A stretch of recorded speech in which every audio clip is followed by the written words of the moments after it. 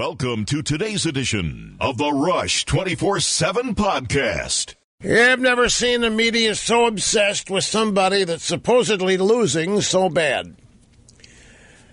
Well, they are. They're literally obsessed with everything Trump does. They just can't. They can't stop themselves, and they're analyzing everything Trump does as another nail in the coffin. I don't know. Maybe they think they're celebrating it or whatever. They can't, but they can't help themselves. Greetings, my friends, and welcome. It's great to have you. Rush Limbaugh here behind the golden EIB microphone. I meant to mention this yesterday, and I didn't, so let me get it out of the way now. We're going to do Open Line Friday today on Wednesday because I have business reasons to be away from the program tomorrow and Friday, and we'll be back on Monday. So we got Mark Belling on Friday, and we've got Buck Sexton of the CIA will be in here tomorrow.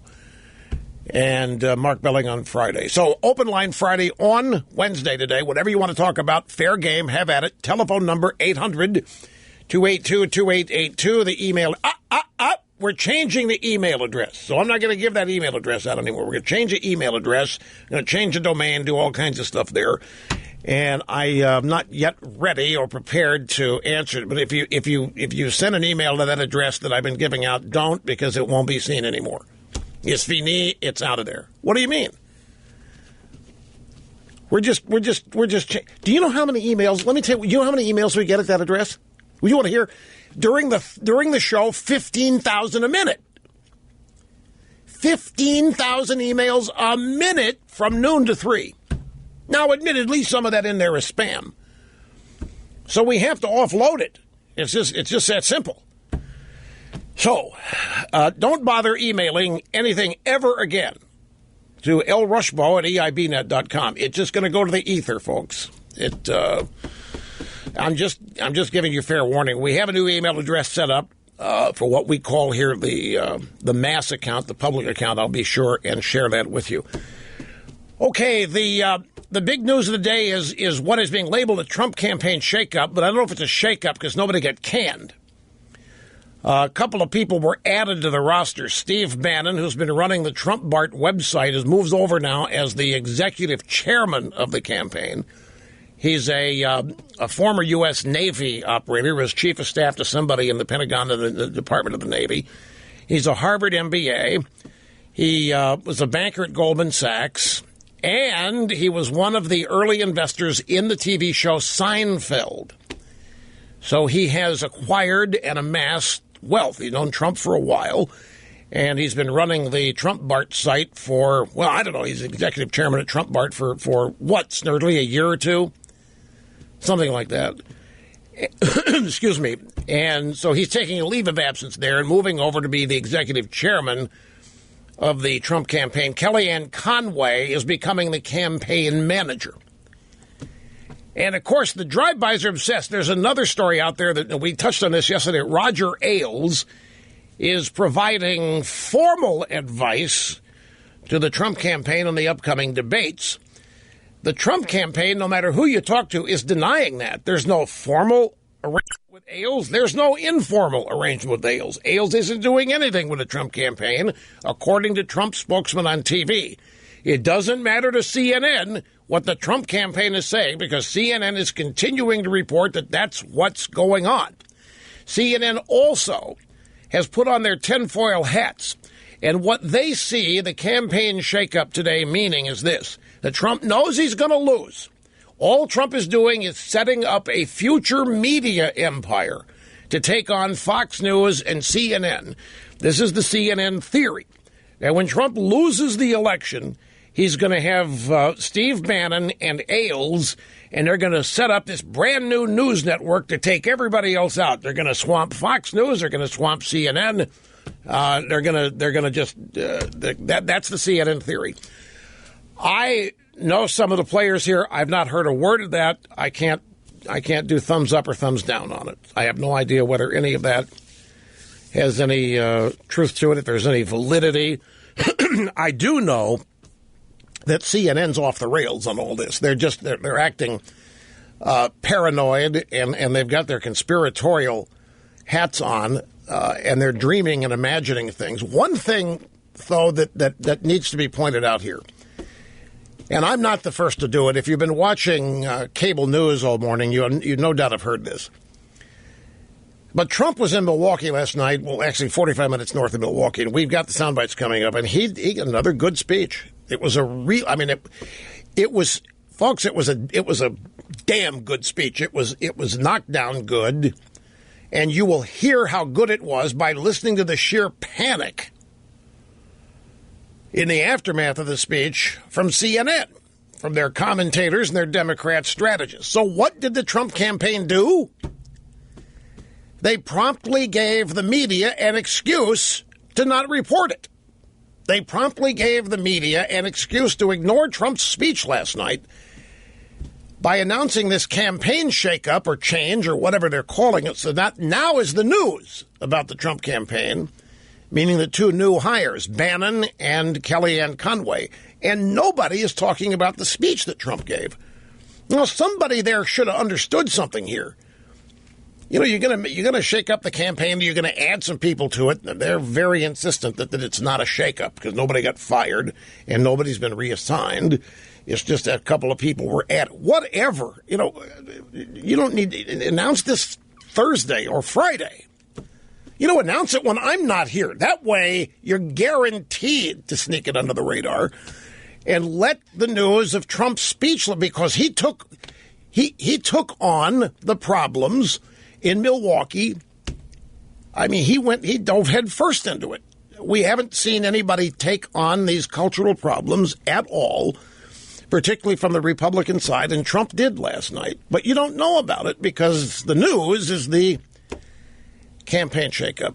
It's an error. It's a tactical error. I don't know if it's not a long-lasting thing. It doesn't mean win or lose. It just, there was a smarter way of doing this, and I'm sure they know it. Now, there's a new Reuters poll out. Hillary's lost a point. She's now only up 6, 41 to 35. But you know what the interesting point in that poll is to me? Hillary Clinton's only at 41%.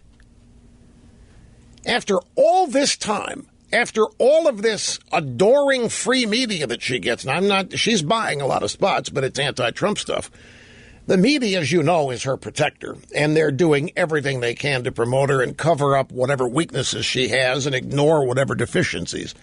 To only be at 41% after all this. Now, yeah, there's some of the third and fourth party candidates are getting significant numbers here, but that's even so. How in the world, 41? Now, she can win with 41%. That's the unfortunate thing. You know, Bill Clinton never got 50% of the vote in either of his two presidential campaigns because third-party candidates came in there and took, first campaign, he won 47% and won the presidency. He got the electoral votes, and it's all that matters. But Hillary Clinton continues to be beatable. Hillary Clinton is maybe not a sitting duck, but she's not invincible. She has glaring weaknesses. She has many vulnerabilities.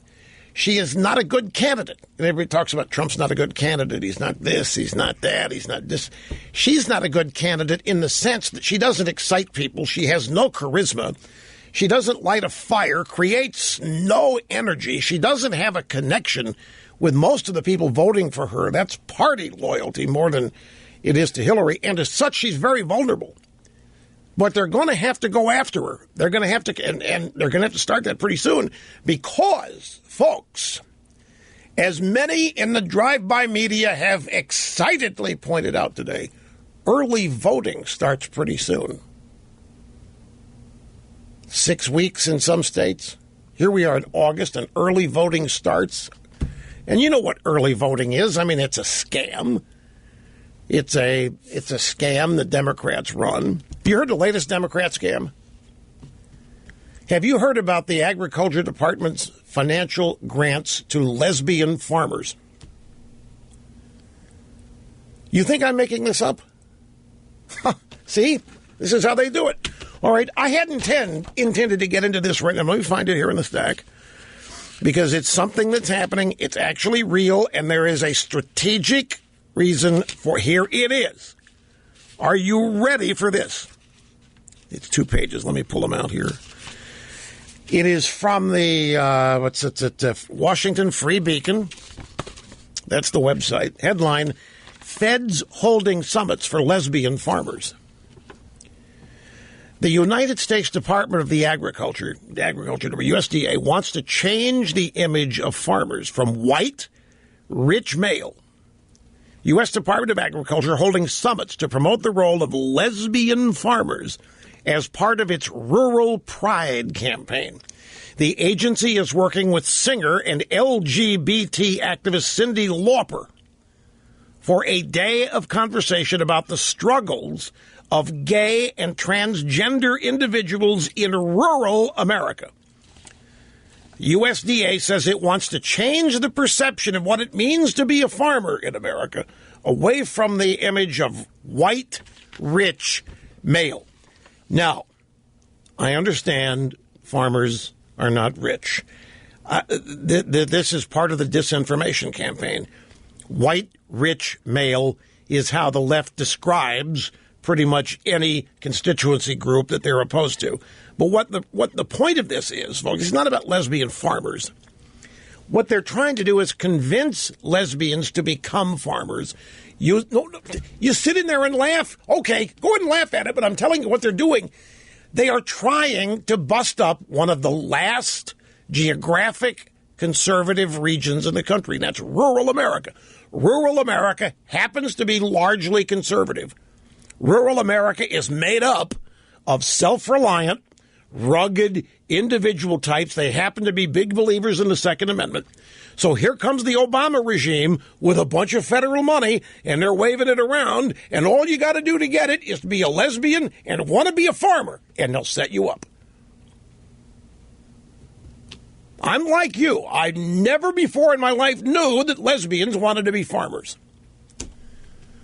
I never knew that lesbians wanted to get behind the horse and the plow and start burrowing. I never knew it. But apparently enough money can make it happen. And the objective here is to attack. They're already attacking suburbs. And that has been made perfectly clear by what happened in Milwaukee. And they're going after every geographic region that is known to be largely conservative. They never stop, folks. They're constantly on the march.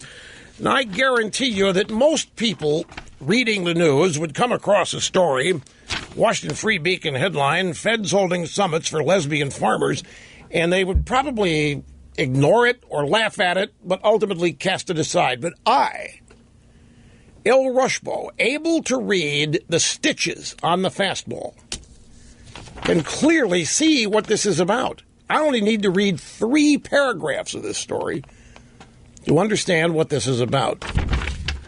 So, and the college loan system, the student loan system, I've been harping on that recently as a great illustration of how the people that we have trusted to run our affairs, to manage things because we think they're competent. These are the people who have taken the promise of a student loan and a college education and turned it into an albatross around people's necks. I know people who are in their 50s who are just now paying off their student loans, and they're facing the cycle all over again as their kids are now starting college. What has this done? In addition to destroying the college education as a building block on the road to prosperity. I mean, you graduate with really an albatross around your neck, all that debt that you have to pay off before you begin to acquire personal wealth. Tuition never comes down. All they do is make adjustments in the student loan program to make it a little bit more attractive to people. What does it also do? Well, it makes colleges rich, but it turns these students into lifelong dependents. It turns students into perpetual leftists. It creates students that have no hope but to live at home. They have no way of earning enough money or getting a job to acquire any wealth because they've got the specter of the student loan and whatever else they have accrued as expenses. The latest numbers, 1 in 5 young adults, 20%, now live with their parents or their grandparents. And so this is this is the Democrat Party or the left creating another voting bloc, just as they have with the African-American voter. They've convinced the African-American voter that the Democrat Party is their only hope, that government is their only hope, that Democrats running government is their only hope, and they're in the process here of doing the same thing now with millennial college graduates. And, of course, when it comes time to blame somebody for the student loan program, who do you think is going to get blamed? Well, probably somebody they already hate, like George W. Bush, or some other Republican, or the Wall Street banks. Yeah, that'll work. Anybody that they've already convinced people to hate, blame them. Set yourself up, the government as the protector. We got you the loan. We're helping you pay it back. We're making sure you got educated. We're the ones looking out for you. And this is how you look at recent surveys of millennials and ask them whether they're liberal or conservative. And the number of millennials identify as liberals double the number of conservatives, like 42%, 21%. And some of the course don't know, don't say, don't identify, what have you. So anyway, a little bit of a table setter there. There's much more, obviously, as we unfold before your very eyes and ears. We'll continue right after this. Don't go away. Right on. Okay, we have the new email address ready to go. It's sooner than I thought. I didn't think it was going to be till later this afternoon. You're ready to write this down, and we're going to have this placed all over Rush Limbaugh 24/7, rushlimbaugh.com. Here is the new email addresses. Just one slight change. Still lrushbo at eibnet.us. We went patriotic in changing the public email domain. So it's lrushbo at eibnet.us. That is the new public email. And I checked that account during the program. I subject line search. And sometimes I reference people's emails if they send stuff that's interesting, provocative, usable.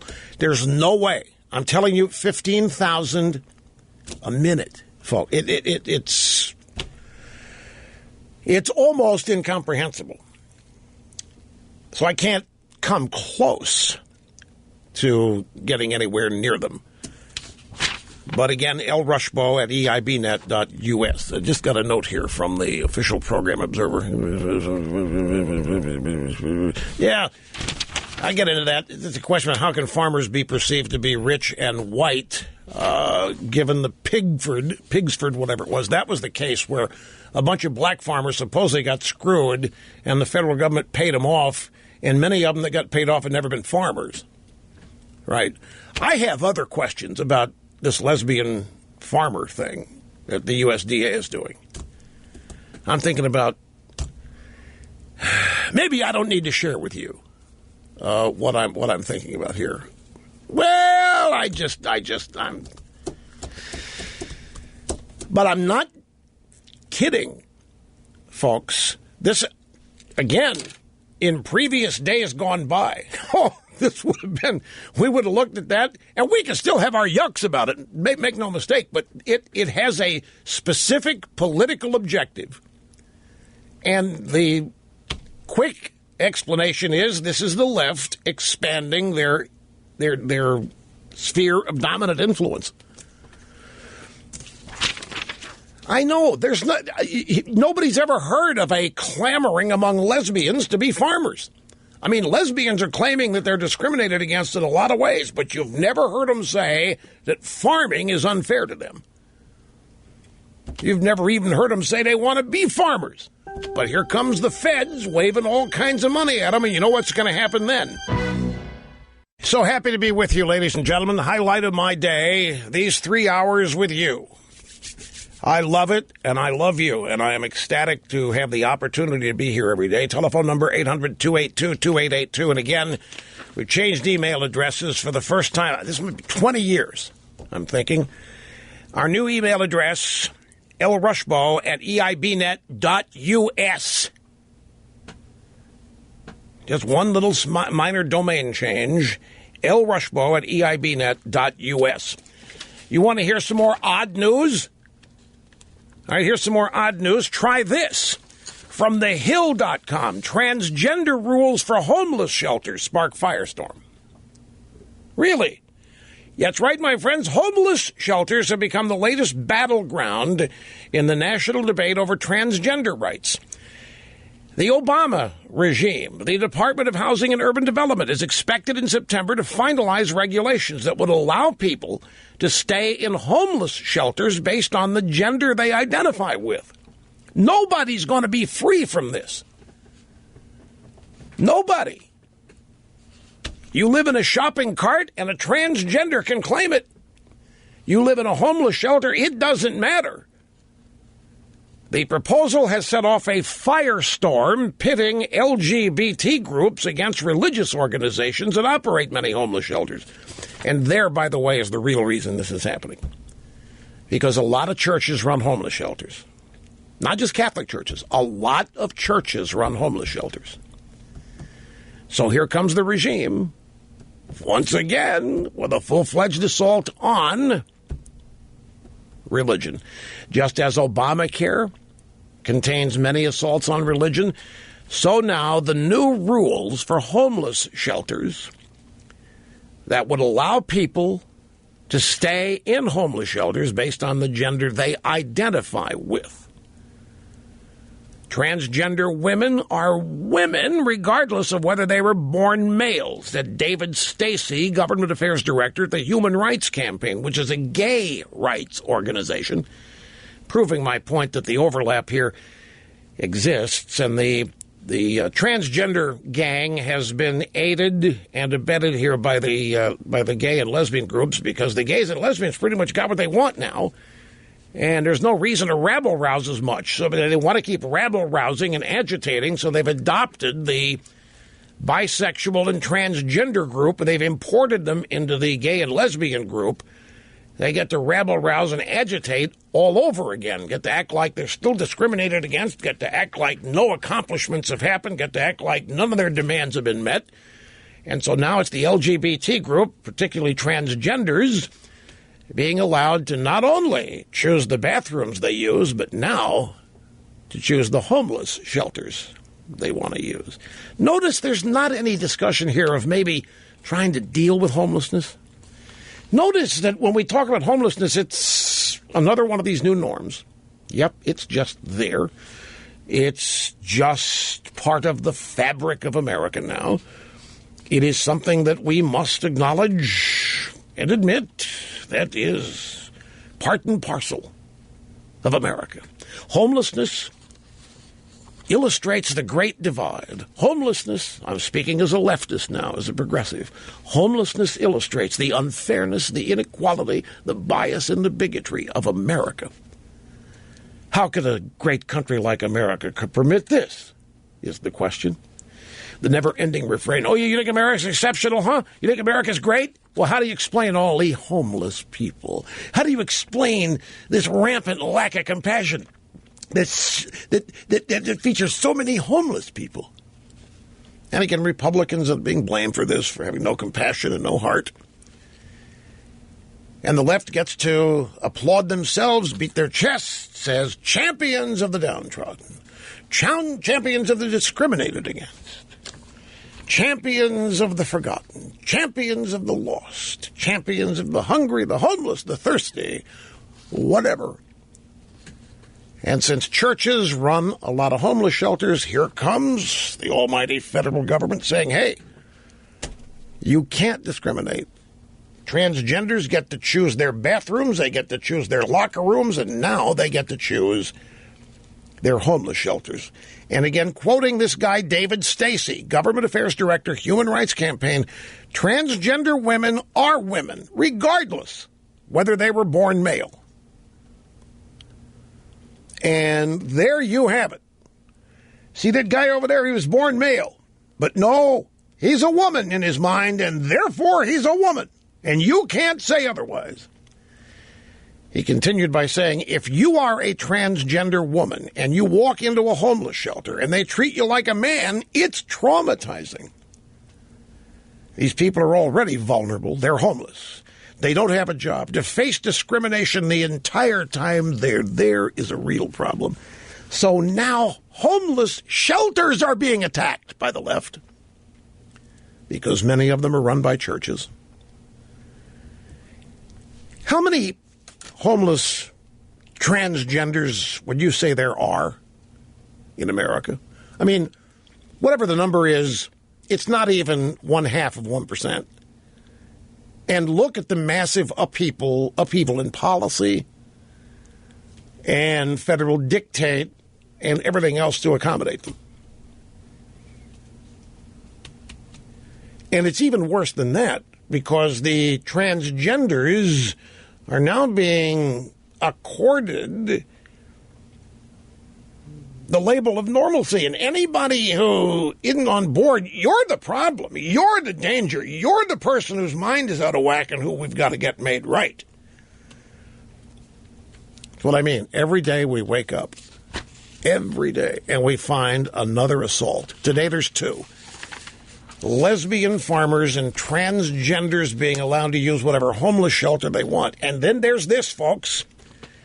This is from the Poughkeepsie Journal, Poughkeepsie, New York. Fire chairman seeks compromise after American flag controversy. What do you think that flag controversy is? The chairman of the Arlington Fire District Board said he has reached out to the chief, Tory Galante, to discuss the possibility of a compromise about the use of American flags on the trucks, because somebody has demanded that the American flag not be anywhere on the fire trucks in Poughkeepsie. American flags were removed from 3 Arlington Fire District trucks yesterday, sparking heated discussion and disappointment from union members. The chief, Tory Galante, was directed by the Board of Fire Commissioners to remove the flags from the back of the trucks during Monday's meeting. He declined to comment on specifics of why that decision was made, but said that he is very disappointed with their direction. The Arlington Fire Commissioner Chairman, Jim Beretta, said the board majority feel the flags are a liability during normal operations for our people and other motorists, and that the board had not been consulted before the flags were mounted. How is the American flag on the back of a fire truck a liability during normal operations? The flags, by the way, were only recently mounted on the trucks at the request of the union. They were removed during a ceremony at Arlington headquarters in the town of Poughkeepsie on Tuesday. But why would the American flag be a liability in Poughkeepsie, New York, during normal operations? Want to take a wild guess? Why would it's not stated here? I haven't completed reading the story. I just now got it. Could it be something similar to people I know in Connecticut who don't have the courage to put a Never Hillary bumper sticker on their car because they're afraid the car might be vandalized or attacked? Could it be the American? Well, I'm just guessing here. What possible? Remember the word here. The board majority feel the flags are a liability during normal operations for our people and other motorists.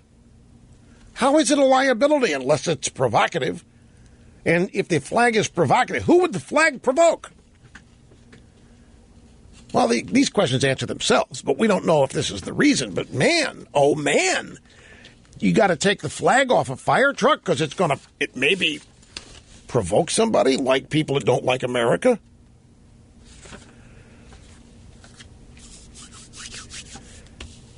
Audio soundbite time. Last night, Charlie Rose speaking with NBC correspondent Katie Turr.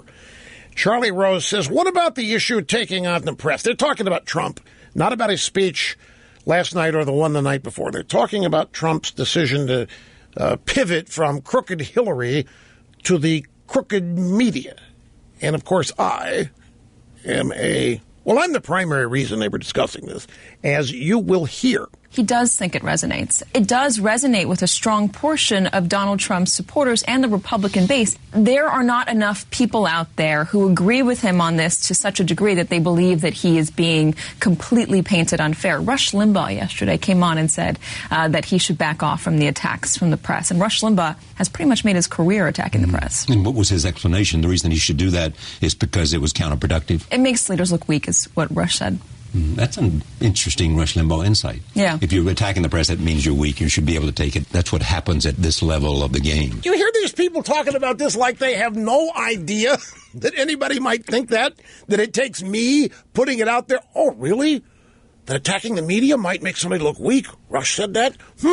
Interesting. Wow. We better put that on the hopper and think about it. Very, very interesting. Rush Limbaugh said that? Wow, that's an incredible insight that Rush has there. By the way, I have made my career doing a bunch of things, folks.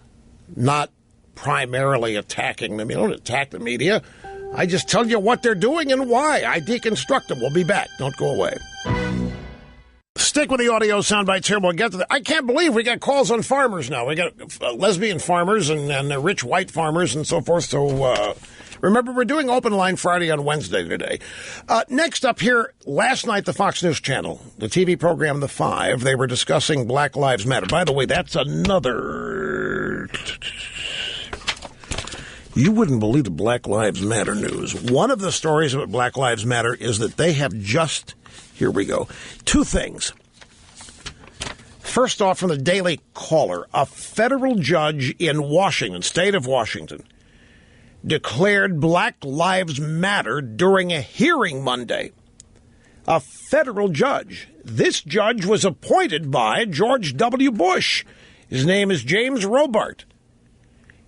And U.S. District Judge James Robart is presiding over the implementation of a 2012 consent decree requiring Seattle to adopt various federal police reforms. Seattle is one of the 30 cities the Department of Justice is taking over the police department via these consent decrees. These communities have to sign these consent decrees or they forever lose federal funding of any kind for the police department. And what the DOJ, this is the Obama DOJ, is doing is taking over these police departments under the premise that they're all racist. That they are not treating black citizens fairly. And I'm not exaggerating an ounce here on this. That is precisely what this is. Baltimore, they're doing it. Ferguson, Missouri, they have done it.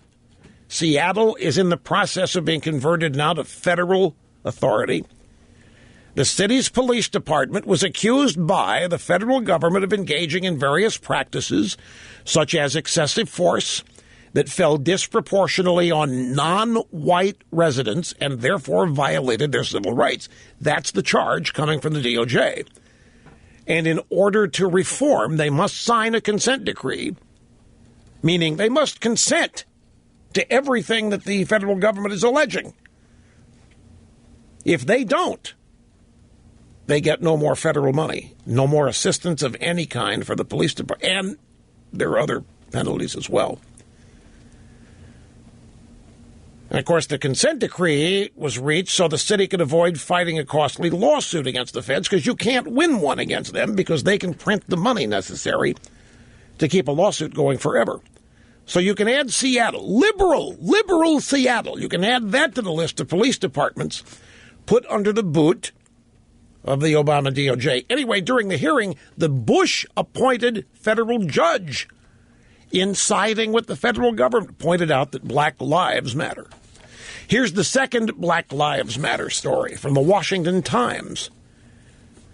Black Lives Matter is increasingly awash in cash, raking in pledges of more than $100 million from liberal foundations and others eager to contribute. The Ford Foundation is the latest gigantic donor. The Ford Foundation and the Borealis Philanthropy recently announced the formation of the Black Lead Movement Fund, the BLMF, a 6-year pooled donor campaign aimed at raising $100 $100 million for Black Lives Matter. That funding comes in addition to the more than $33 million in grants to the Black Lives Matter movement from George Soros through his Open Society foundations, as well as a grant making from the Center for American Progress. So here you have what Black Lives Matter is. Black Lives Matter, by the way, is simply the rebirth of Occupy Wall Street under racial auspices. It is a manufactured left-wing agitator group made to look like an organic neighborhood community organized group. It is bought and paid for. It has a mission, which is to agitate and attack. I mean, Black Lives Matter. They mount, well, you know what they do. But look at the people getting behind. Look at all the leftist causes getting behind them. I mean, this is Black Lives Matter is in charge for helping to spread the lie of hands up, don't shoot, for example. I mean, I'm hard-pressed to come up with just how egregious this is. I'm trying to think of an analogy of I can't. But it's unseemly, folks. This is the Democrat Party and leftists funding the continued terrorizing of American cities. I don't know how else you... It is Open Line Friday on Wednesday. El Rushbo, and a reminder, a new email address for you, elrushbo@eibnet.us. elrushbo@eibnet.us, new email address, and we be back before you know it here. Views expressed by the host on this program make more sense than anything anybody else out there happens to be staying. I may end up being the last voice standing here, folks. 800-282-2882 if you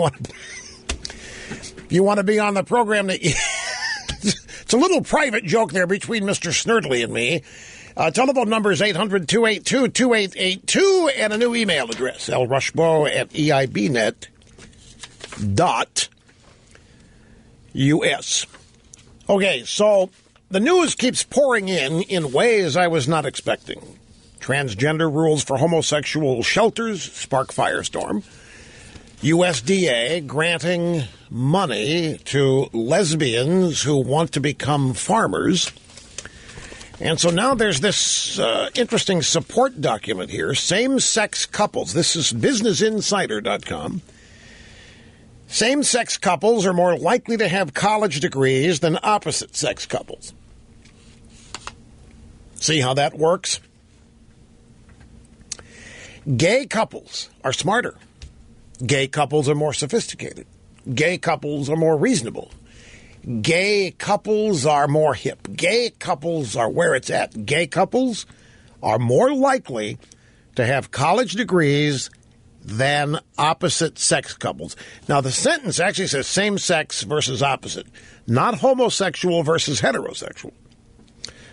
That's part of the new terminology as well. Same-sex couples more likely to have college degrees than opposite-sex couples. Interestingly, while married opposite-sex couples are more likely than unmarried couples to have bachelor's degrees, the opposite is the case for gay couples. Gay couples also have higher incomes than straight couples. Did you know that?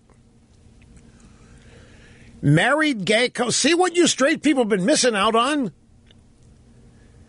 Married gay couples with an average household income of about $115,000 make slightly more money than unmarried gay couples, whose average is $111,223. For straight couples, the gap between married and unmarried couples is much higher. Married straight couples make $101,000 per year on average. So that means that married gay couples make $14,000 a year more on average now than married straight couples.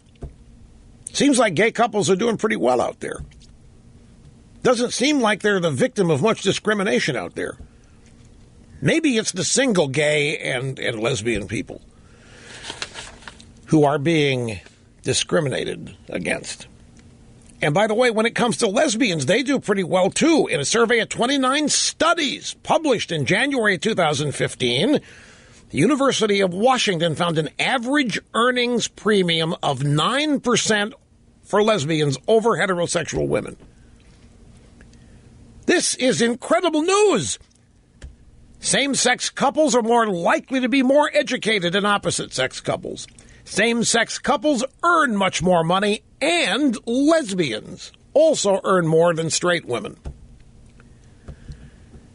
All this under the headline, here's some of the demographic and economic characteristics of America's gay couples. Folks, I'm telling you, the full court press is on. It's just no matter where you turn, you can't escape this fact. If you are conservative, Republican, straight, and white, you are yesterday.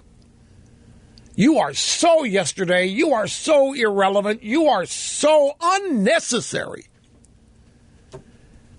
That seems to be the tone of much of the hip reporting as it's taking place today. In other kind of oddball news, this is out of Baltimore from the U.S. Daily Caller. Sources say that a Baltimore police lieutenant has been suspended after sending an email that referred to protesters of the Black Lives Matter movement as thugs. Lieutenant Victor Gearhart, a police union leader, sent the email out to the entire force, reports Baltimore CBS Eyeball News. In the email, Lieutenant Victor Gearhart warns the police force to expect more bad behavior from protesters. He writes that the protesting might distract them from killing each other. He says, by now you've seen that the thugs from Black Lives Matter and other similar groups have attempted to disrupt the State Fraternal Order of Police convention being held at the Hyatt Regency. So he's been suspended for writing that. Baltimore police lieutenant suspended after calling Black Lives Matter protesters thugs. Well, let's resume the audio sound bites, and we're going to go back to last night on the 5 on the Fox News channel. They were discussing Black Lives Matter, and me, co-host Juan Williams, starts it all off playing a clip from this program. Let me ask Dana to respond to Rush Limbaugh. Here's Rush Limbaugh. Black Lives Matter plans to shut down Graceland this week. Elvis Presley's home. This is Graceland week, apparently. People show up, and the coalition of concerned citizens, I think Black Lives Matter is almost approaching unionized gang status now. They're rabble-rousers, and they're going to go into an event that's always peaceful and try to cause trouble. Well, Dana, Black Lives Matter is not in Milwaukee, but Rush seems to think this is like a contagion. See how this works?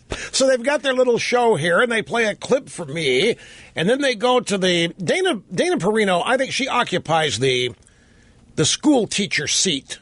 You know, you've got the round table in that show, and you've got the kids, and she reminds me of the teacher in that setting, the school marm, if you will. She's the one that's casting the glances, either approving or disparaging, as each of the kids make their comments on that show. Just my characteristics. It's not an insult. It's just it's an observation. So anyway, Juan Williams, after playing that clip for me, then goes to Dana Perino and asks for her to react to it. I don't think that that's unreasonable necessarily, especially because of social media. This problem is not going to be solved on talk radio or on cable news, but that really diving deep into these communities is what could solve it. No value system can be in place if the focus is always on survival. So that's like Maslow's hierarchy of needs. I think it actually gets down to that basic level, because we can talk about it on cable news, but we're actually not doing anything to help solve it.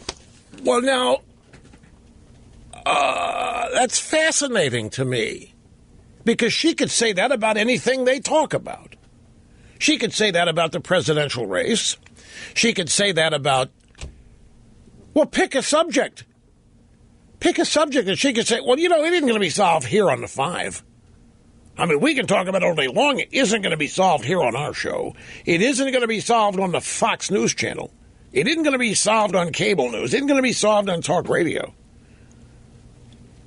So it's interesting that in this instance, she chooses to point out that the problem is not going to be solved on their round table. She doesn't disagree with me, by the way. She says, I don't think that's unreasonable necessarily, meaning my comment. Now, she doesn't disagree, but then she says we're not going to solve this problem on talk radio, which is true. I mean, that's nobody's laboring under any disillusionment on that, I don't think. Anyway, the answer to this is political. The answer to this is ideological. You know what this is almost like? You know how the regime will not identify terrorists. They won't even use the word terrorism, and the regime clearly will not ever use the words militant, Islamic terrorism, or anything related to it. By the same token, I think a bunch of people on our side of the aisle are in the process of being intimidated to the point that they will not correctly identify these leftist protest groups as being something other than protest groups. These are not protests. When 5 cops are shot, 11 cops are targeted. When action like that, or Milwaukee, or take your favorite example, these are not protests. These are riots. These are planned, strategic, timed riots. And they're usually tied to not a specific event, but to a cause. But if we're not going to be honest about what this is, if we're not going to be honest, we were not honest about Occupy Wall Street. The Tea Party, I can't tell you how it shook people up. The Tea Party is amazing. The Tea Party was truly one of the only organic developments in politics in recent history. The Tea Party had no leader. It didn't have a single voice that was motivating it, mobilizing it, inspiring it. All of that was done by Barack Obama. And primarily 2 things, Obamacare and amnesty. And maybe throw in spending. Those 3 things caused people who had never before been politically active, other than voting, to come out of their homes and start joining protest marches, attending town halls, harassing and interrogating, I don't mean harassing, but participating in town halls, demanding answers from elected officials. They were predominantly Republican and conservative. It had never happened before, and it scared everybody. It scared Washington. It scared Washington establishment types of both parties. It scared them to death, precisely because there wasn't a leader they could demonize to destroy it. It was the essence. It was the epitome of grassroots. So they created Occupy Wall Street. They literally manufactured Occupy Wall Street with donor money and tried to make it look organic. They tried to make Occupy Wall Street appear to be something that rose up in opposition to the Tea Party. No such thing happened. Not organically. They created it. They manufactured it. They funded it. They chose the leaders. They planned the strategy. They orchestrated much of what Occupy Wall Street did. It was not a protest movement. It was an agitation squad of the left, the progressive movement, the Democrat Party, and its purpose was to take out the Tea Party. Its purpose was to give the media a show. Its purpose was to steer the media to the direction of Occupy Wall Street so they could focus on it as larger than the Tea Party and organic. It was a mechanism created whereby the Tea Party could be denigrated, marginalized, or what have you. But the Tea Party was genuine. Occupy Wall Street wasn't. Occupy Wall Street flittered away after it had served its purpose. They simply pulled up stakes, they stopped the funding, and it went away. The Tea Party never did coalesce around a single leader. What happened to the Tea Party was Also sad to say, what happened to the Tea Party was a bunch of groups sprang up attempting to represent themselves as Tea Party, and they started seeking donations to spread the Tea Party gospel, to do the Tea Party work. And as such, people were excited by the Tea Party. They donated to these groups. Where are the groups now? I mean, you don't even hear about them. And you don't hear about the Tea Party much. And so Black Lives Matter is simply the child, if you will, of Occupy Wall Street. The left started this group, defined however you wish, but it wasn't organic and it wasn't made up of average citizens that had never been involved in politics before. These were rent-a-mobs that were bought and paid for, and they were given marching orders. And Black Lives Matter sprung into gear primarily with George Soros money. George Soros' objective is to agitate and vibrate the United States into a crumbling state of disrepair. Black Lives Matter is one of the many organizations he funds to do this. Now they've just collected a $100 million donation from the Ford Foundation and the Borealis Philanthropy, proving that they are part of the left wing, the progressive movement agitation squad, for lack of a better term. But if we're not going to be honest about this, Dana Perino says, well, we're not going to solve this on talk right now. Nobody said we were. But we're not going to solve it either if we don't properly identify it. And if people continue to get away with misrepresenting what Black Lives Matter is, Black Lives Matter is not organic. It didn't spring up because people are mad over what happened in Ferguson or in Baltimore. This was created, as I say, the child of Occupy Wall Street. And it serves a purpose. It's made to look like it's organic. The Democrats, working with the media, have the ability to characterize anything any way they want it. It is political. Black Lives Matter is political, and it is ideological, and it is part of liberalism. It is exactly the kind of thing you get with liberalism, and it isn't new. The SDS, Students of Democrat Society, you name it, all of the Black Panthers, the Weather Underground. No matter how those groups started, they were all embraced by the Democrat Party or liberalism or what have you. Quick time out, my friends. We'll be back. We will continue after this. Your phone calls are coming next. Yeah, I saw this. Wonkette.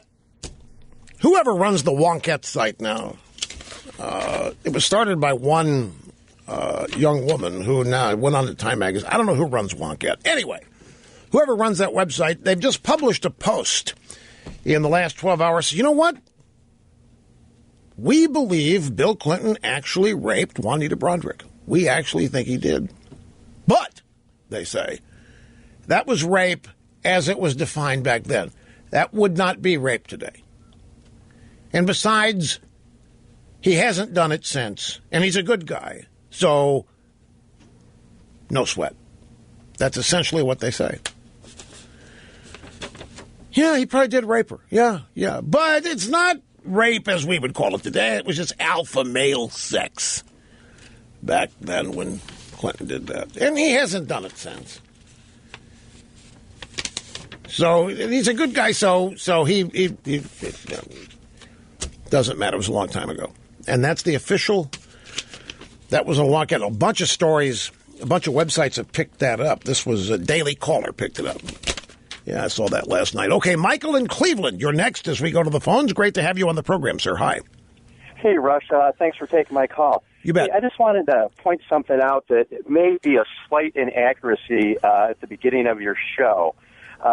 You said that the left was inaccurately characterizing farmers as rich and white, and that they wanted to infiltrate the last area of conservatism. And I just wanted to make an observation.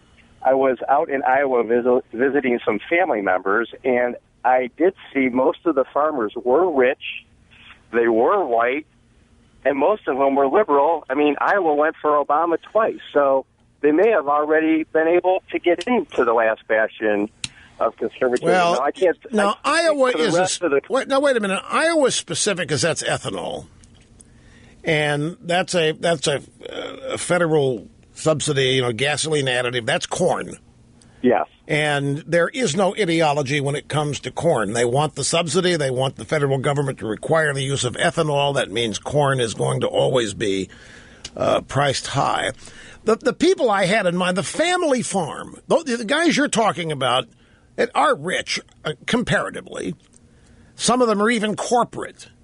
But I'm talking about the family farm in a place like Kansas or Wyoming or anywhere you find them. They're outside of the ethanol example. I mean, we'd have to take more phone calls on this, but I'm pretty safe in saying that most farmers, individual family farm kind of people, do not consider themselves rich. Not as that term is conveniently thrown around. Now, the agriculture business produces a lot of wealth, and there is, big agriculture like Archer Daniels, Midland, and so forth. I mean, there's huge money in it, and corporate farming is a whole different thing from the family farm.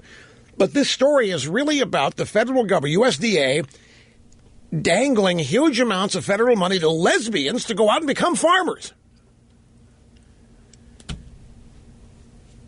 That's the real thrust of the story. Why would that be happening? What could be the reason for that? And it's abundantly obvious what. And then you think of the livestock. I mean, there's any number of. Okay, so there's Hillary. She's in Cleveland. The networks are carrying her speech. And she's saying that we need to start a national infrastructure bank to rebuild roadways. Now, I know, folks, my reaction is the same as yours. Tell me if this isn't it. Why don't people realize Obama promised to do that in 2009 with the stimulus bill, and it hasn't happened? We spent nearly $1 trillion in that stimulus, around $800 billion. It was for roads, bridges, school repair. And here's Hillary campaigning for president 8 years later, claiming we need to rebuild roads, bridges, and schools. We need to rebuild the infrastructure. And you're asking, why don't people realize they're being lied to? Why don't people realize that this stuff needs to be fixed? Because with Democrats in control is why it deteriorates. I'm with you. I don't know. I think people here, and let's admit who we're talking about. We're talking about the low information crowd. We're talking about people that don't pay close attention all the time, and all they hear is the intentions. And they may not remember. They may have heard Clinton or Obama promise it, and they may have thought it was great, and they may have thought the stimulus was fabulous. And they probably think that Obama's gotten started on it, but that we need more work to do because they trust the intentions of these people. That's where we have gotten snookered. They trust their intentions. These Democrats are never judged on the basis of their results. But everything they've tried has bombed. There isn't any economic recovery. There isn't massive job creation. Obamacare is falling apart, but that happens to be by design. Obamacare is right on schedule, folks. Democrats are not going to be hurt by this. You would think, just to illustrate a point here, we had the story yesterday that, and by the way, Brian in Tampa, hang on. I'm getting to you next. I really want to talk to you, so don't get impatient here. Just hang with me for a second. We had the story yesterday of Aetna. Big crony health insurance company got in bed with Obama for Obamacare, pulling out of 11 exchanges. They have lost $400 million in Obamacare. They're getting out. They're abandoning it. This is got, and Kaiser Permanente, Blue Cross Blue Shield, they're all pulling out. Obamacare is said to be, even in the mainstream media, on its last legs. It is in dire straits. Where are the Democrats on TV defending it? Where is Schumer? Where's Pelosi? Where's Harry Reid? Where's Obama? Where are they telling people not to worry, that it's still going to work? They're not even concerned about it, are they? The very people that gave us Obamacare are not even bothered by this news, are they? Why? Because it's the design. Let me predict what you're going to hear. And it isn't going to be very long, and it may even be part of Hillary's campaign before she's through. Well, we tried market-based solutions. We tried working with the insurance companies. But you see, the insurance companies did nothing but raise prices. Exactly what happens when government doesn't control them, she will say. She will blame these corporations for being greedy, not Obama. She won't blame Obama or herself. She'll insist that the premium should have come down $2,500, that you should have been able to keep your doctor. That was part of the original plan. But these companies, why, they just ran out of control, and we weren't able to stop them. And so what they will tell people is that they gave market-based solutions a shot when there is nothing market-based about Obamacare from the get-go. There's not a single thing market-based about when you are required by law to purchase health insurance. There's no such thing as market-based economics involved. It's not definitionally possible. But even beyond that, the degree to which the federal government's involved in every aspect, there's no market-based aspect of Obamacare. It's total top-down command and control. But the circumstances everybody's forced to play, the insurance companies and the consumers, there's no way it can work as designed, by design. The design features Mrs. Clinton shortly saying in public, we tried our market-based solutions. We listened to the critics, and we let the market dominate Obamacare, and we see how the market failed, as it usually does, and they're going to make the pitch for single payer as the solution. That's why you're not seeing any panic on the Democrat side over all these companies pulling out of the exchanges. It's why you're not seeing any panic whatsoever about the rising prices and people's inability to pay it. It's all by design. I can take you back to 2010 when this was being debated, and I could get tapes from my show back then or transcripts, and I could point out how I said everything that's happening now was going to happen because I know liberalism and I know what they intended with this because Obama even said so in 2007. Speaking to the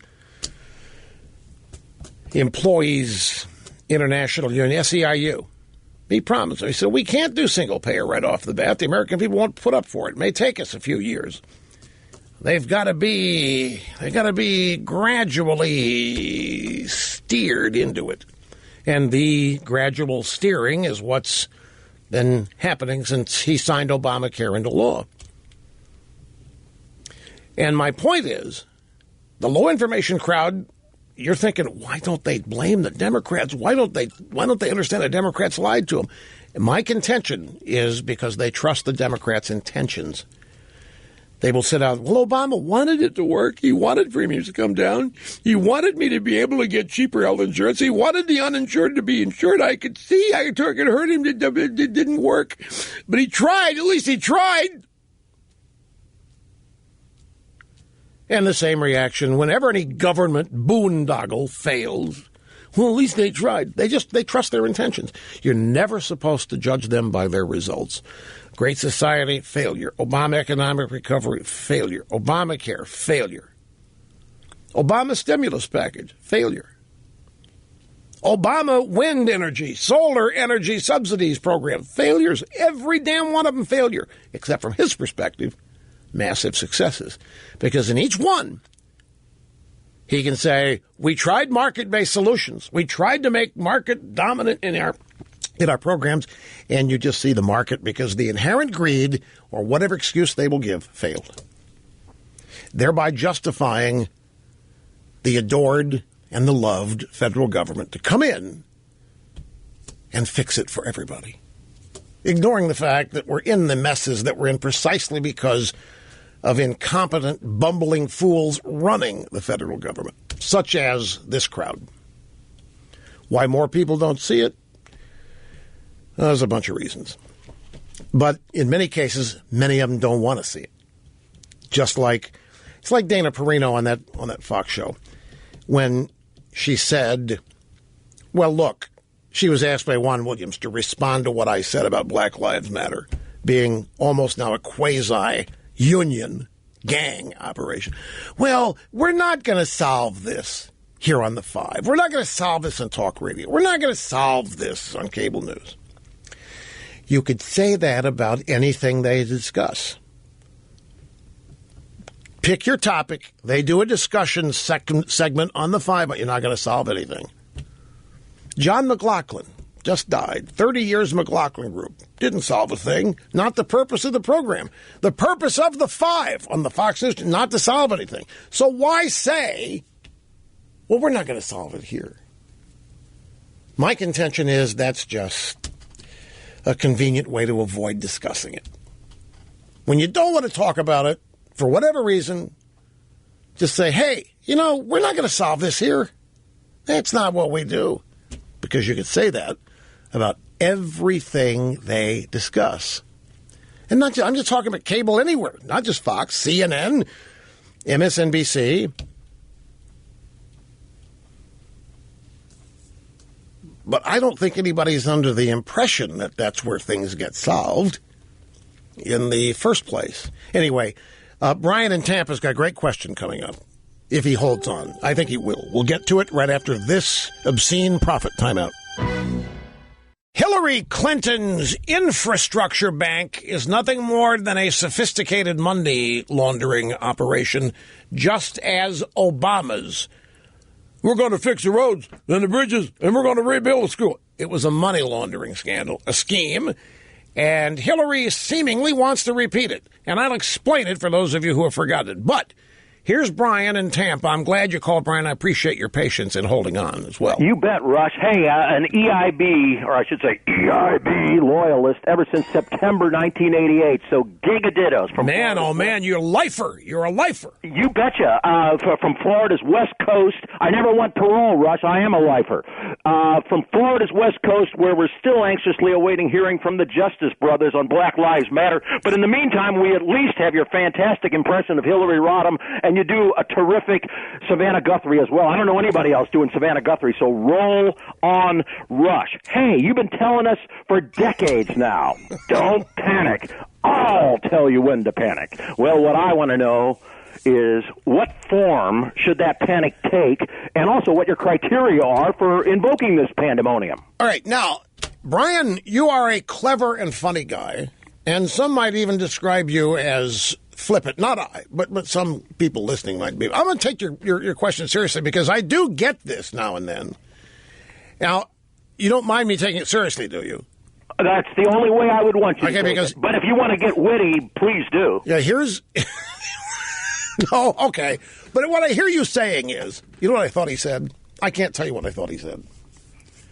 When he said, if you want to get witty, please do. I thought he said something that began with an L instead of witty. And I'm thinking, holy smokes, what? But nevertheless, people ask me, what you're asking me is, Rush, you have always told us when it's time to panic. Is it time to panic? That's essentially what you're asking, right? No, I want to know how look, I'm not a prepper, but I want to be prepared for this. I want to know what form the panic should take. Guide us, please. In other words, you want to know what to do once you have panicked, what that actually will mean in terms of your behavior? You betcha. All right. Well, that adds a new perspective to this. But the time to panic, the reason that I'm intrigued by this is I'm aware I've said this over the years, and oftentimes I said it in a jocular fashion, but I also meant it, and people knew that I meant it. And many people think it's time to panic, that we're there, that we are at the tipping point. And I get the question sometimes off the air. We haven't had a caller with this question in a while. But I have, knowing that I have created this expectation, I have been pondering how I would answer this. And my answer is, it would appear that it's time to panic, but I don't think that it is. If panic means conceding that we've lost, then I'm not there. And I think many people, and I don't mean this presidential race, I mean the country. I've always assumed that when people heard me say, I'll tell you when it's time to panic, that many of them might have thought, I'll tell you when I think we've lost the country, meaning there's no point in fighting on. So, Rush, you tell us when we've reached that point, because then we've got to obviously change the way we live, look at things. And I don't think it's that time. At least I'm not ready to concede that we've lost the country. I don't know, because of my makeup, that I will ever actually get to a point where I want to stand down and just let them have it. I don't know that I'm ever going to get to the point where I say to myself, you know what, folks? We don't have any hope now. The only hope we've got is that this whole thing falls apart and implodes on everybody, and everybody's miserable, everybody loses everything, and we start anew. That, we're not near that yet. Some people think we are, but I don't. Because I actually believe, I really do, I'm Reagan-esque in this. I think that immorality on a large scale will ultimately implode on itself. Now, Reagan offered that belief about communism, and specifically the Soviet Union. He was adamant that something as immoral and heinous as Soviet communism could survive, at some point it would destroy itself, because it would eat itself alive. It would destroy the food chain, i.e., the people necessary to sustain it. It just couldn't last and survive. Now, when you say that, there are people that look around at our culture, at the world, and they see, in many cases, people see immorality thriving. They see immorality as a ticket to great wealth. They see immorality as a fast route to fame. It seems that the more immoral, the more outrageous, the more outside accepted norms a thing is or a person is, the more notoriety it gets, and the more notoriety it gets, the more fame attaches, and then the bigger curiosity it becomes and the greater its audience. And rather than facing universal condemnation, this behavior, this immorality, whatever it is, could be the way a government operates or an individual, is fueled. And I don't deny that either. I just, at some point, and I've believed this my whole life, and I've specifically believed it during the whole life of this program, that at some point all of this that is going wrong is going to backfire or implode. Now, I don't mean in and of itself. It's going to take little nods, pushes, shoves here. This is what we're doing. And you, on occasion. But in terms of reaching the point where, okay, folks, time to panic, meaning we've lost it, the country's finished as you and I know it, it's time to stop wasting energy trying to fix it. We're not there. Now, the behavioral patterns that should accompany a panic. The panic, if you think, hey, we better all get serious or we're going to lose this. That may be. We may be at that, whether we are at that point. Whether panic is what's called for is another thing. But the behavioral aspects of that, well, that's easy. But I'm out of time at the moment. But we will continue with this if you just hang in there. We got some sound bites of Trump's speech last night in Milwaukee, really worth hearing because his campaign moves gave the media an excuse not to talk about it. And I want you to hear some of it. And we will, of course, return to your calls, all resuming in a matter of mere moments. Man, do I know these people or do I know these people? What did I just say a half hour ago about Obamacare? What did I just say? Well, but give me the highlight. What did I predict? Tell me what. I specifically said that they're going to come out. I said Hillary's going to come out and say, we tried market-based solutions and they didn't work, and now we must immediately go to single payer. And I predicted that Hillary Clinton would say that sometime soon in her presidential campaign. Well,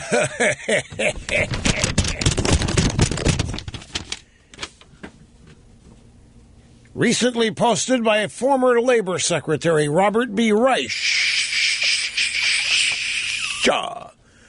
The problem isn't Obamacare per se.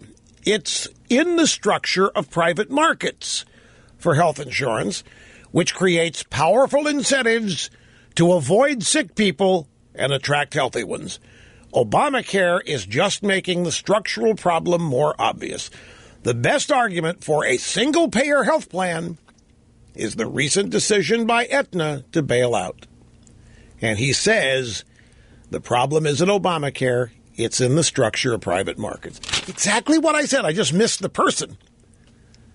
Here's Robert Reich out there saying, we tried market-based solutions. They don't work. We've got to go single-payer. But I'm not going to take a lot of credit because it doesn't take a brain to figure this out. All you have to do is listen to these people. That's all I do. How do you know these liberals so good? I listen to them. I listen to what they say. And I know how they think, and I know how they strategize. I know what they do every day is discredit everything they oppose. I don't care if it's capitalism. I don't care if it's a person. Anyway, you've got to hear this, too. By the way, welcome back. El Rushmo here at 800-282-2882, and a new email address today, folks. Brand new as of today. We haven't been able to update the iPhone and iPad app yet, so it still has the old address. The new email address is lrushmo@eibnet.us. We decided to go all patriotic in choosing our domain. So it's lrushmo@eibnet.us. I made reference to this in the last half hour, Hillary with a campaign appearance in Cleveland. But you got to hear this, because you've heard it all before, almost word for word. We have heard this before. We have two sound bites.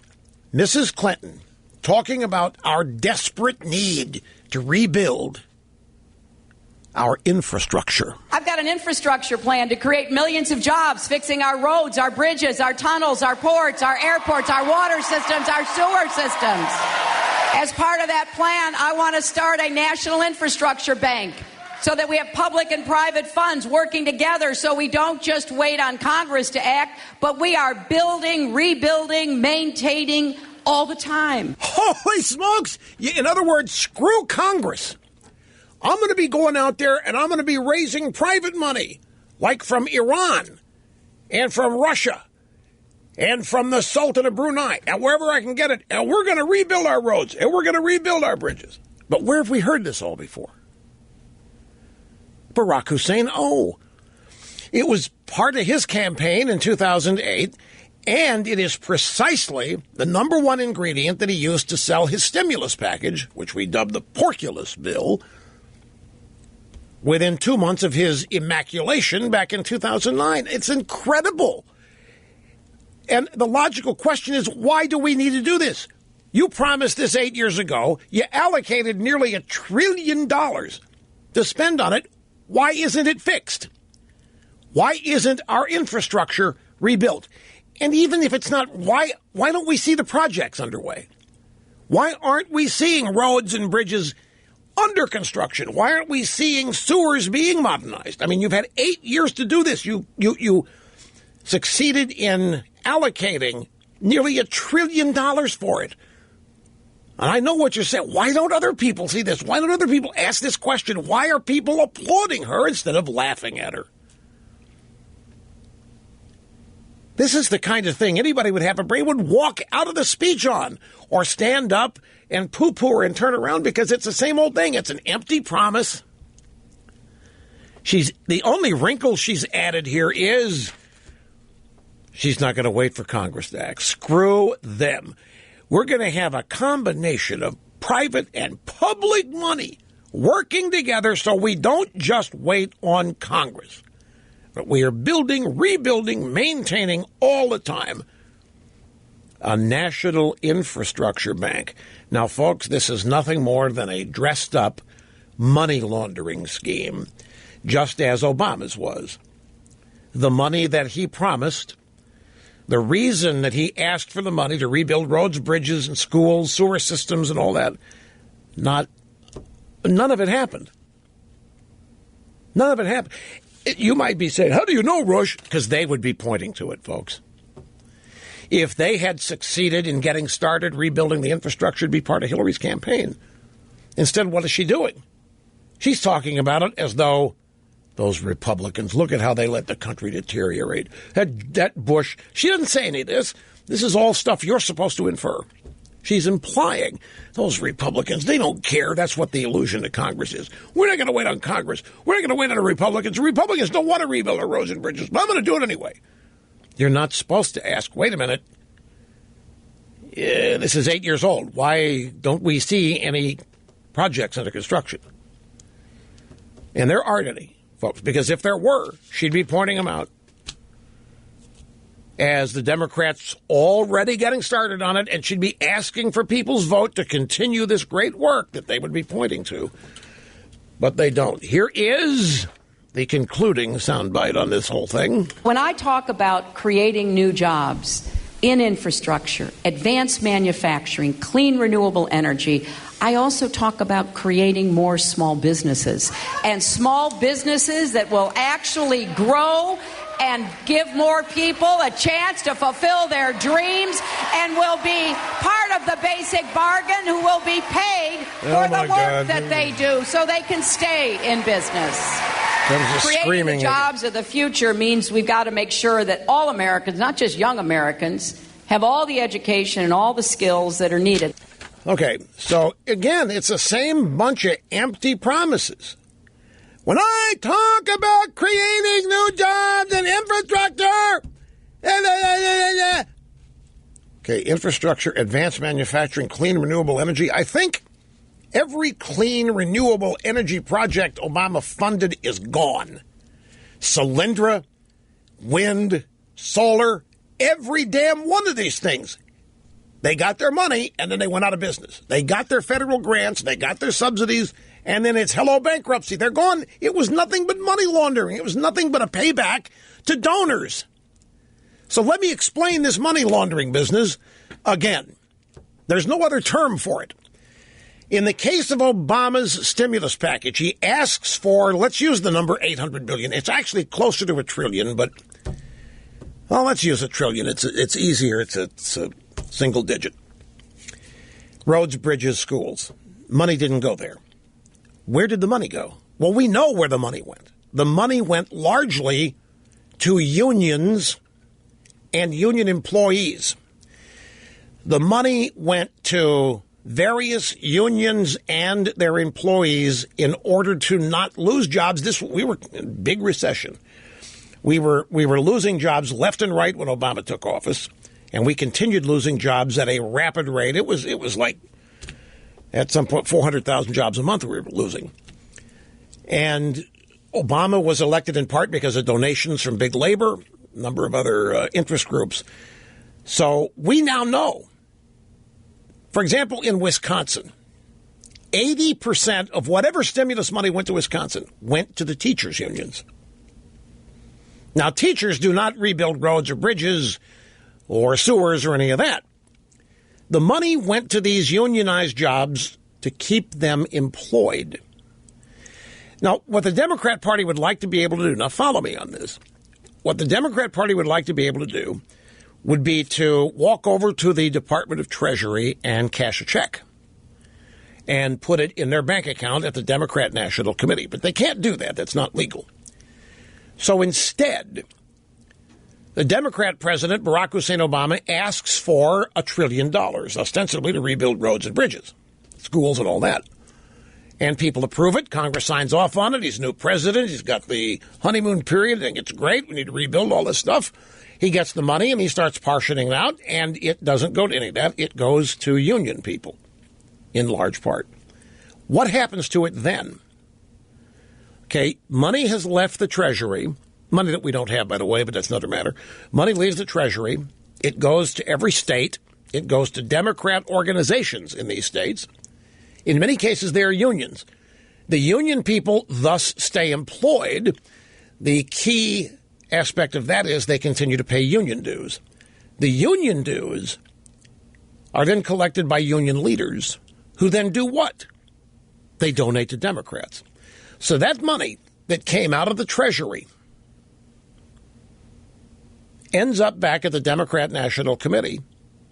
Not all of it, but a good percentage of it ends up back at the Democrat National Committee by way of campaign contributions. So Obama went to the Treasury. He got $1 trillion. Instead of putting it in the DNC's bank account, he distributed it to various supporters of clean energy, of unions, or what have you, in all 50 states. In many cases, he was repaying donations that people had made to him. In other cases, he was maintaining union employment.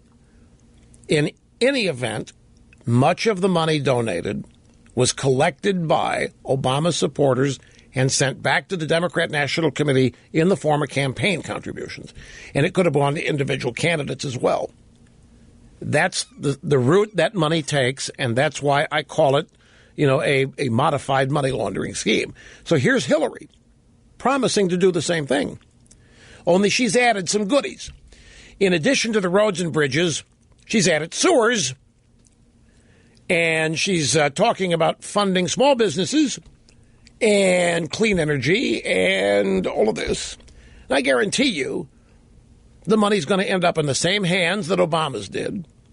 It's going to end up in the hands of Democrat donors who are going to give some of that money right back to the Democrat National Committee. Some of that money will end up at various Democrat candidates' accounts. And there won't be any roads and bridges built. There won't be any sewers modernized. And there isn't going to be anything of any substance from renewable energy programs like wind or steam or solar or what. It's not going to happen because it isn't there yet. None of this alternative energy business is self-sustaining. Not even Elon Musk. Elon Musk and Tesla and everything he does, you would not believe how much of the money Elon Musk has comes from federal subsidies and state subsidies. He would not be in business without it. Tesla, they have never shown a profit. Still making cars, still selling these electric cars and whatever else he does, launching rockets, never made a profit. He's being subsidized and underwritten. Where do you think Elon Musk sends his political money? But that's just one example. There won't be any roads and bridges built, and there aren't going to be any small businesses that magically start employing all kinds of new people because Mrs. Clinton's giving them money, because most of the money is going to take a circuitous route right back to the Democrat Party. And nobody's going to stop them. Nobody's going to call them on it. But Solyndra is gone. These clean energy, renewable energy businesses, oh, they sound wonderful. And young people have been scared into thinking that the planet is being destroyed. They really, really think.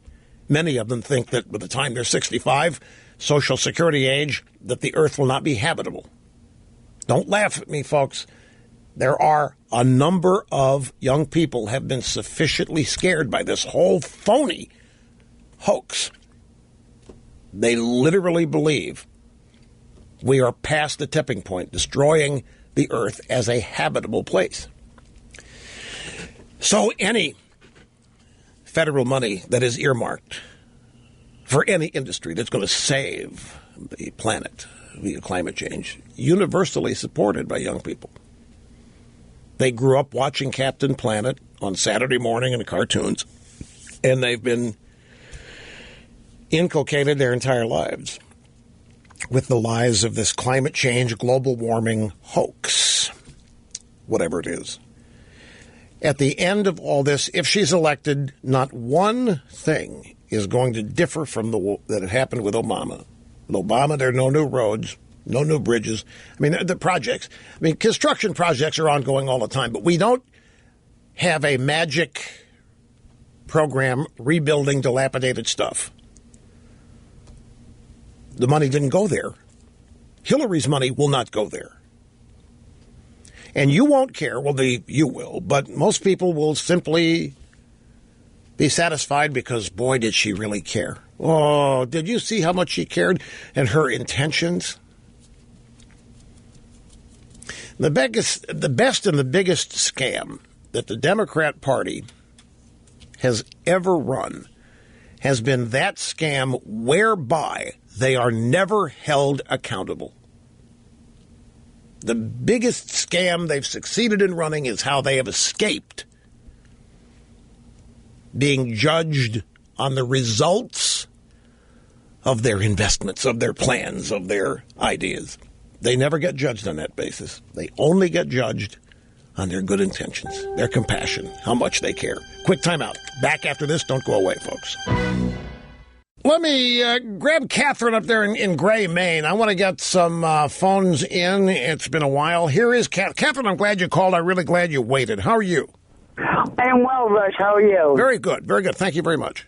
Thank you so much for your humor, your integrity, and your honesty. I've listened for 25 years, and I've never called. Well, I appreciate that more than you know. I really do. Thank you so much. Well, and I get incensed. Like, we talked about the fire trucks taking off the American flags today. You talked about transgender homeless people. I mean, I try to pick my battles, but I'm overwhelmed every day. I don't have an answer, but what you said today is we're not at the panic point. I really appreciate that. Well, look, we're overwhelmed every day. I'm acutely aware of it because of my. I don't really call this a job. I mean, it's a job, but this is just what I do, and what I do requires a deep dive into what's happening in America every day. And as such, I can't escape this stuff. Not that I want to, but look, folks, you have to have a strong constitution to do much of anything. And deep diving into what's happening in America, as reported by the media every day, requires big boundaries. You have to be able to let a lot of stuff bounce off of you. At the same time, you can't grow immune to it. What she's talking about, there are two stories. The Obama administration is sending out rules and guidelines that homeless shelters may not discriminate against transgender people. And this is an attack on churches. Churches run many homeless shelters. And as such, they police them and have rules governing who can come in and who can't and so forth. And the Obama administration says, look, they didn't single out churches per se. They just know that churches are going to be ensnared here. And they've basically issued an order that says homeless shelters, if a transgender woman comes in, as a man, you can't sing about it. You have to let them in. You have to let them use your shelter and the restrooms or whatever. You cannot discriminate. The second thing was the fire department in Poughkeepsie, New York, has had to remove flags from the back of the fire trucks this week because some in the fire commission think that the flags are provocative. They're too provocative, and they don't give any more detail than that. And Catherine here is simply cataloging how this is overwhelmed every day, doesn't know how to deal with this. Friday, grab audio soundbite number 5. I've been talking about this for most of the program. As you know, Trump had a campaign. It's not right to call it a shakeup because nobody was fired. A couple of people have been added to the campaign. The executive chairman of Trump BART, Incorporated, Stephen Bannon, is now the executive chairman of the campaign. And the pollster Kellyanne Conway has been named the campaign manager. So she's going to have the day-to-day run the campaign operation. And that's all well and good. That's fine and dandy, except Trump gave a good speech last night in Milwaukee. He said some things that need to be said. But by announcing this campaign change, 8 hours later, he gave the media every excuse in the world to ignore covering his speech, and they have ignored it.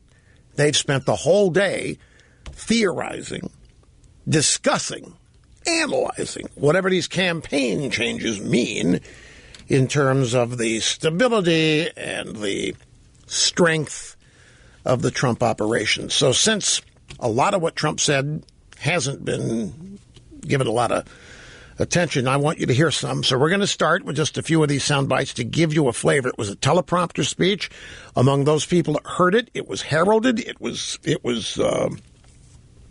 on point, and it was fearless, tackled some issues that many Republicans ought to be tackling but don't. So let's get started with some of the bites. Law and order must be restored.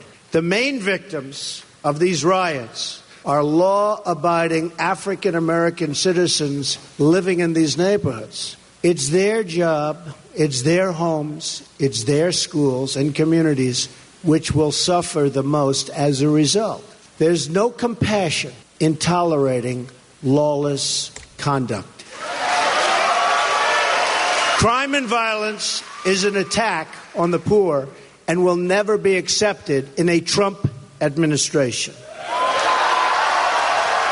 The narrative has been pushed aggressively for years, and now by our current administration and pushed by my opponent, Hillary Clinton,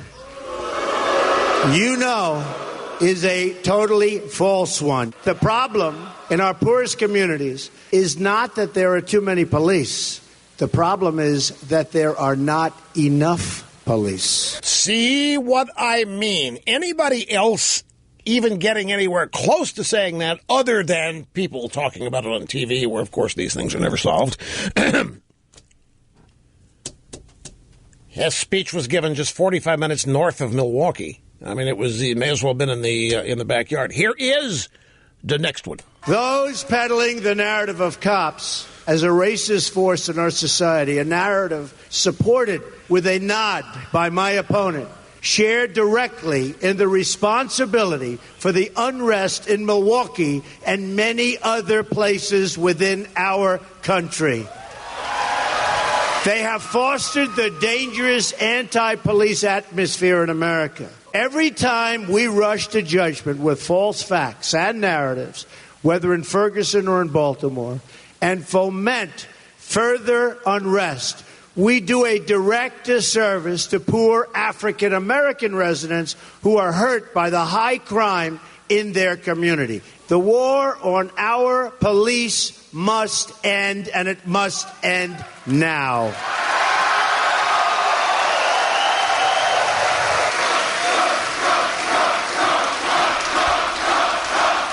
Now look. I know that the Trumpster needs some practice on reading the prompter. But this is still pretty powerful stuff. Nobody else is saying this.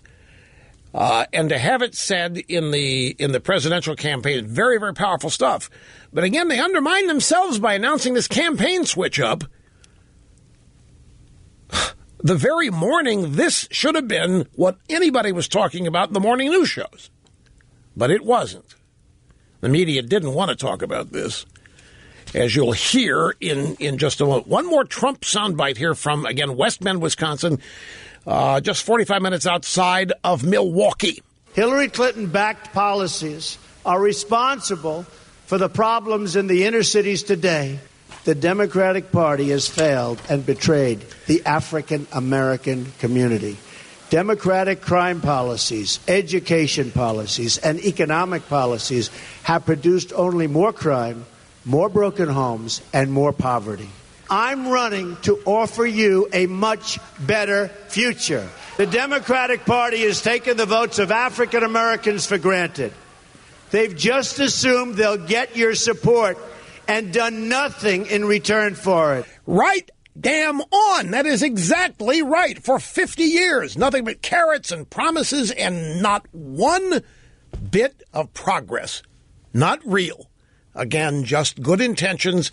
The Democrats have done a great job of scaring African Americans into thinking that Republicans are, take your pick, not helpful, don't care about them, whatever.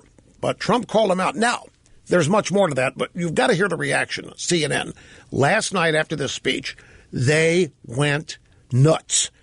A couple of people did. Up first is John Carroll, is the CNN national correspondent. Don Lemon is hosting this roundtable, where, of course, nothing ever gets solved. And Don Lemon says, Jason, that was a tough law and order speech. How did supporters respond in the hall? How did they take it in there, Jason? There's something that's very striking to me. Here in Washington County, where we are now, Don, this is a community that is overwhelmingly white. I mean, when you look at the recent census report, I would say some 96% of the people who live in this county are white. Only about 1% are African American. Okay, so after the speech, Don Lemon goes to the African American reporter Jason Carroll to get the spin that they would use, and that became the spin that Trump gave a speech to a white crowd. He copped out. He didn't take anybody on. He didn't tell anybody. He was in the safety of a white crowd. Big deal. Next up was Van Jones. Now, when you listen to Van Jones, if you know how to listen to this guy as the communist/progressivity, I mean, he was an admitted communist, why Obama threw him out of the regime. If he hadn't admitted it, he'd still be in the regime, but they threw him out. And you can hear the trepidation. You can hear the anger, especially the link that Trump had between illegal immigration and African-American poverty. The Democrats do not want black. You didn't hear that in the soundbite, but Trump he connected illegal immigration to African-American poverty by pointing out that illegal immigrants take jobs away from African-Americans, leaving them unemployed and poor. And you're not supposed to say that, and nobody's supposed to say it. So here's Van Jones reacting to it. That message tonight was so shocking in its divisiveness, trying to pit blacks against Latinos, which is the worst thing that you can do, acting as if the only reason that we have problems in our community is because of Democrats. I watched this speech with alarm in my heart that an American leader would walk into a situation like this with so little grace. You've got to talk about both sides of the problem and bring us together, not talk about one side of the problem and trying to divide us against Latinos with rhetoric that was very, very, I think, disrespectful. The African American community has other things going on than just crime. I'm telling you, if you know how to listen to this guy, and I do, that speech that Trump gave bugged him precisely because that's the stuff you're not supposed to say because it'll work. It's effective. In other words, you're not supposed to tell the truth to African Americans. You're not supposed to tell them how the Democrat Party's failed them. You're not supposed to tell them how the Democrat Party has chosen Latinos and illegal immigrants over them because they already take the African Americans for granted. They don't think African Americans are ever going to abandon them so they can treat them like nothing and go focus on Latinos. Trump said all that. Van Jones, you can't say that. That's divisive. You can't say it. Then later, Don Lemon brings on Kellyanne Conway, and he badgers her in a demeaning tone here. Well, here, just listen, because time is at a premium now. He didn't say that. I didn't hear him mention any other group but African Americans in crime. Did you hear him mention any other group besides African Americans? What I heard him do tonight, which is incredibly important, is answer the call of all the complainers that he never... You can say that, Kellyanne, but I want you to answer my question first. Did you hear him mention any other group besides African Americans when it comes to crime in this particular speech? What I heard him say is... Yes or no, that, Kellyanne? I don't recall, but why are you badgering me? I'm not badgering you. I'm trying to get a straight answer from you, and then you can go on and answer the question. You're not answering They answered my question. People who want to talk about his style and his this and his that don't want to give him his due. They're going to continue to insult him, lie about him if they want. But there are people out there listening to his speeches. He's bringing the message directly to them through all the noise and through all the silence, and they will hear him. So they think that Trump, he was only attacking African Americans when it came to crime. Why didn't he talk about Latino crime? Why didn't he talk about white crime and so forth? Well, what was on the table? There are actual events here that are being discussed. Anyway, they were upset by it. This speech turned some of these people on the left upside down. And they went and made this announcement of the campaign change, and nobody today even knows any of this happened. We'll be back. Don't go away, folks. I meant to, I should have done this earlier. I had a chance last night to watch the new movie, Ben-Hur. It's a Mark Burnett, Roman Downey production. They have executive producers. There's a lot of people behind it. And they went to the trouble of making a closed caption screener for me. We sent it back to them today. They cut it up with the scissors and sent it back. And they went to a lot of trouble to enable me to see this. And, folks, I'm just going to tell you, go see it. It is... Don't pay any attention to these reviews comparing it to Ben-Hur with Charlton Heston in 1959. Many people today haven't seen that version. This is a modernized version of it with a little bit difference in the storytelling. But it is... I found myself rewinding a bunch of times to rewatch scenes, and not because I couldn't hear them, because I had the captioning. I wanted to see something again. The cinematography is great. It's about 2 hours, a little over 2 hours, 124 to runtime, 224 maybe, or 2 hours and 4 minutes is what it is. But I thoroughly enjoyed it. The time flew by, and it's, some people are going to call it hokey because the message is so clean. The message, it's about love and friendship and betrayal and integrity and honesty and doing the right thing. It depicts the crucifixion. Jesus is portrayed well in this. I think, for whatever reason, whether you want a message out of it, if you want to be entertained, the chariot race in this movie is incredible. I watched it 3 different times last night. It took me probably 3 hours to watch the whole thing because I was rewinding. And it opens Friday. And as I say, don't pay the critics, whatever they say, good or bad. Judge it for yourself. But don't compare it to 59, the Charlton Heston version. And you can, but don't base your decision on whether you're going to see it based on what somebody says about it compared to that, because it's a different era. But you will thoroughly enjoy it, and some of you might even get a lot out of it. I think a lot of people will get a lot of it. And you realize that in a climate like this, to get a movie like that made, big budget, going to open at 3,000 theaters, is an important deal.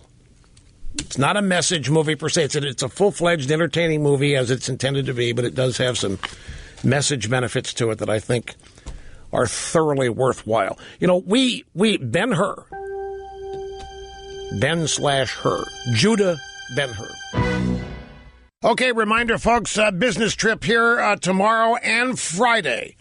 Buck Sexton of the CIA here tomorrow. Mark Belling will be on Friday, and I will be back Monday to save the day and put it all back together. Thanks to those guys. Next 2 days. See you then.